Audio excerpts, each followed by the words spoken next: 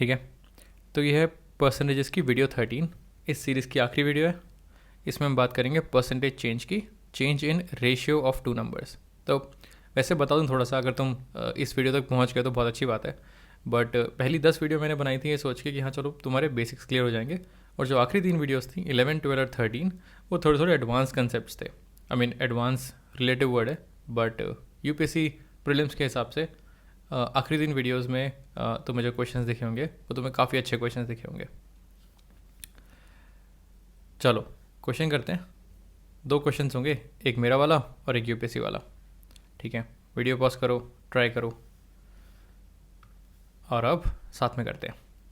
ठीक है फ्रेंड्स, 5 से 8 हो गए। मनी, टोटल मनी 60 से 80 हो गया। पहले हम 5 दोस्त थे, हमने मिलके 60 रुपये इकट्ठे किए, फिर 3 लोग और आ गए और हमारे पास टोटल पैसे हो गए 80। तो पहला क्वेश्चन इज एवरेज मनी। तो पर हेड कितना हुआ, पर हेड लोगों के पास कितने पैसे होंगे, ये पहले निकालना है। तो लाइन बाय लाइन शुरू करते हैं। एवरेज मनी कैसे निकालेंगे, total upon number of friends. तो 60/5 हो गया 12 और 80/8 हो गया 10। तो यहाँ से देखा जाए तो एवरेज मनी एक्चुअली गिरा है। पहले हर बंदे के हिसाब से 12 रुपये थे, अब हर बंदे के हिसाब से सिर्फ 10 रुपये हैं। तो सेकंड क्वेश्चन कहता है एवरेज मनी इंक्रीज और डिक्रीज्ड। तो आंसर इज डिक्रीज्ड, गिरा है। By how much percent, okay percentage change पूछ रहा है। तो 12 से 10 मतलब 2 का डिक्रीज, और 2/12 टाइम्स 100 ये हो गया 1/6, ये 3, 50/3 हो जाएगा 16.66। तो 16.66% डिक्रीज्ड।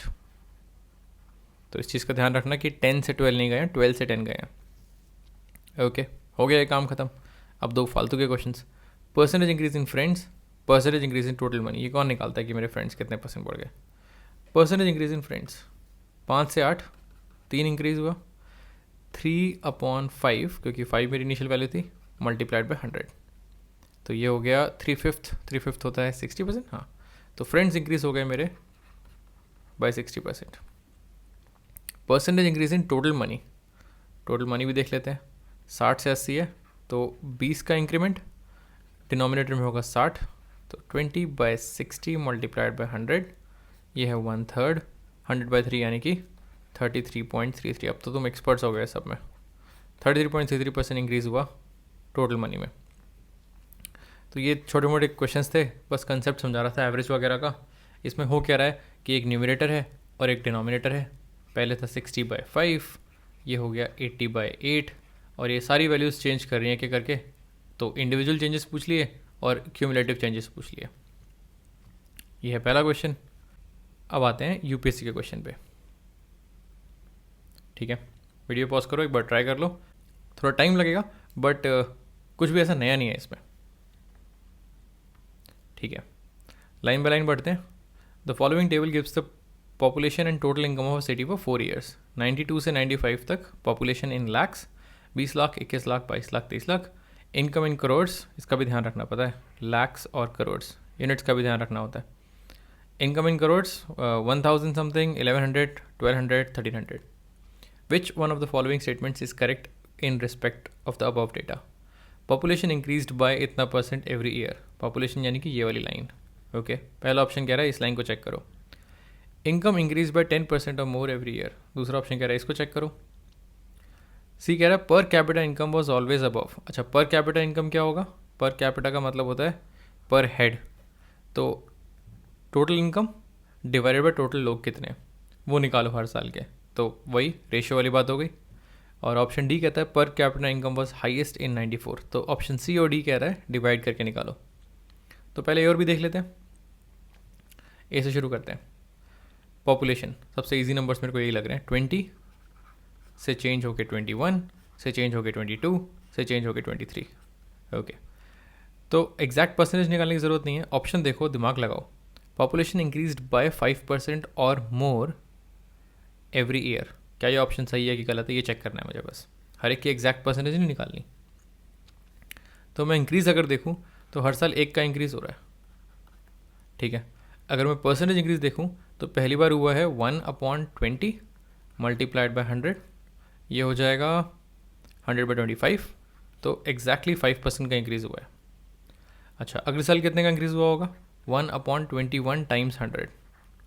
अब 100 को 21 से डिवाइड करके देख सकते हो, बट लॉजिक ये कहता है कि तुमने न्यूमरेटर तो सेम रखा 100 और 100, डिनोमिनेटर यानी कि जिससे डिवाइड कर रहे हो वो बढ़ा दिया। तो पहले ये 100 बढ़ रहा था 20 लोगों में, अब ये 100 बढ़ रहा है 21 लोगों में, तो ये कम हो जाएगा।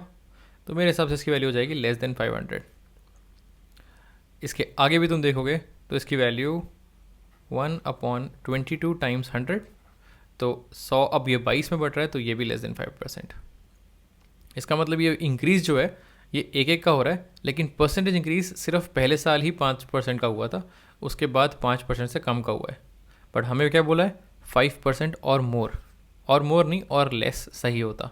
तो पहला ऑप्शन तो गलत है। ठीक है, थोड़ा सा स्मार्ट खेला है मैंने यहाँ पर। इसको वीडियो पॉज करके देख लेना कि मैं क्यों बोल रहा हूँ 5% से कम है। ठीक है, अब आते हैं दूसरे ऑप्शन पे। Income increase by 10%। 10% मेरा फेवरेट नंबर है, और मोर एवरी ईयर। तो 10% इंक्रीज़ निकालना काफ़ी आसान है। पहले शुरू करते हैं 1010 से। ठीक है, इसको चेंज किया 1111 पे। ठीक है, 10% इंक्रीज़ अगर किया होता, मान लेते 10% इंक्रीज़ हुआ है, तो कितना होता? 10% होगा इसका 101। सिंपल डिवाइड बाय 10 कर लो, इसे ऐड कर लो 1111, बिल्कुल मैच कर रहा है, यानी कि ये 10% इंक्रीज़ सही बता रहा है। पहले साल 10% इंक्रीज़ हुआ है। आगे बढ़ते हैं। इसमें अगर मुझे 10% इंक्रीज़ करना होता तो डिवाइडेड बाय 10, 1111 बाय 10 करूँगा तो 111.1 हो जाएगा। पॉइंट यहाँ पर ये हो गया 2222, 1222.1। वैसे करोड़ में तो 0.1 भी बहुत बड़ी वैल्यू है, इसलिए मैं ढंग से लिख रहा हूँ यहाँ पर। तो 10% इंक्रीज़ होने के बाद इसकी वैल्यू होती है 1222.1, बट हमें कितनी दी हुई है? 1225। तो हमारी बात सही है, 10% और मोर, ये ग्रेटर देन 10% है। अभी तक तो सही जा रहा है। एक और वैल्यू चेक कर लेते हैं। अगर फिर से 10% इंक्रीज़ हुआ होता तो कितना होता? 1225 का 10% होगा, डिवाइड बाय 10 करो 122.5, और इसे ऐड कर लो 0.5, 5 और 2 हो गया 7, 2 और 2 हो गया 4, 2 और 1 हो गया 3, 1, 1347.5। ओके, बड़ा बड़ा लिखता हूँ क्योंकि 1347.5, इसको मुझे कंपेयर करना है 1345 से। एक मिनट, अगर 10% इंक्रीज़ हुआ होता तो 1347.5 तक पहुंचता, लेकिन ये तो पहुंचा है 1345 तक। ये तो कम रह गया ना। कितना कम रह गया? 2.5 करोड़ कम रह गया, तो काफ़ी बड़ा नंबर है। तो तीसरे साल ये ग्रेटर देन 10% नहीं है, एक्चुअली लेस देन 10% है। तो ट्रिकी क्वेश्चन है ये। किसी ने पहला निकाला, दूसरा निकालो और टिक मार दिया, तो उसका आंसर गलत हो सकता है। तो इनकम इंक्रीज बाय 10% और मोर एवरी ईयर, ये भी गलत हो गया। अब इसको थोड़ा साफ कर लेते हैं। पर capita income was always above 5000। Okay, पर कैपिटा इनकम आएगी 1010/20, ये है 92 की। फिर है 1111/21, फिर है 1225/22, और लास्ट में है 1345 डिवाइडेड बाय 23। तो अकल लगा दें थोड़ी सी। Per capita income was always above 5000, इधर कितनी है? इसके यूनिट्स का ध्यान रखना भी ज़रूरी है। 1010 है करोड़ में, और 1010 करोड़ में, तो उसको मैं लिख सकता हूँ 100 lakh, LAKH, divided by 20 lakhs. तो लाख से लाख कट गया। 1 करोड़ को मैंने 100 लाख लिखा है बेसिकली, ये कट गया इससे, ये आ गया 5, और ये आ गया 5050। नाइस। पर कैपिटा इनकम वॉज 5050 इन 1992। मैं 2020 बोल रहा था। ओके, तो per capita income was always above 5000। अब मुझे चेक करना है कि बाकी तीनों में भी 5000 से ऊपर थी कि नहीं थी।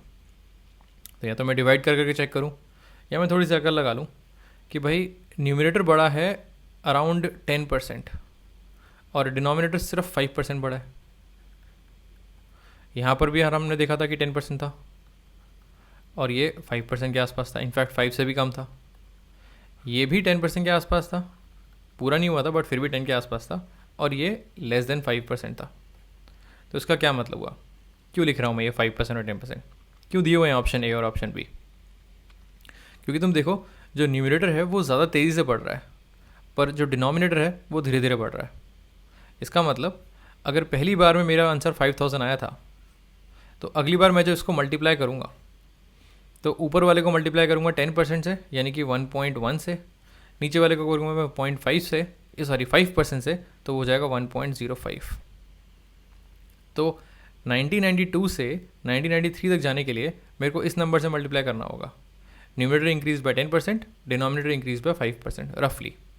और तुम देखोगे तो ये नंबर 1 से बड़ा है, क्योंकि इसका न्यूमरेटर इसके डिनोमिनेटर से बड़ा है, तो ये नंबर 1 से बड़ा है। और क्योंकि ये नंबर 1 से बड़ा है, तो मैं बोल सकता हूँ कि जो मेरा 93 का नंबर आएगा वो 5050 से बड़ा होगा, यानी कि 5000 से बड़ा होगा। ठीक है, तो बिना कैलकुलेट किए मैंने ये बता दिया कि ये वैल्यू जो है ये 5000 से ज़्यादा आएगी 93 में।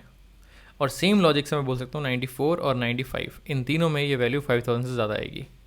तो per capita income was always above 5000, yes, option C सही है।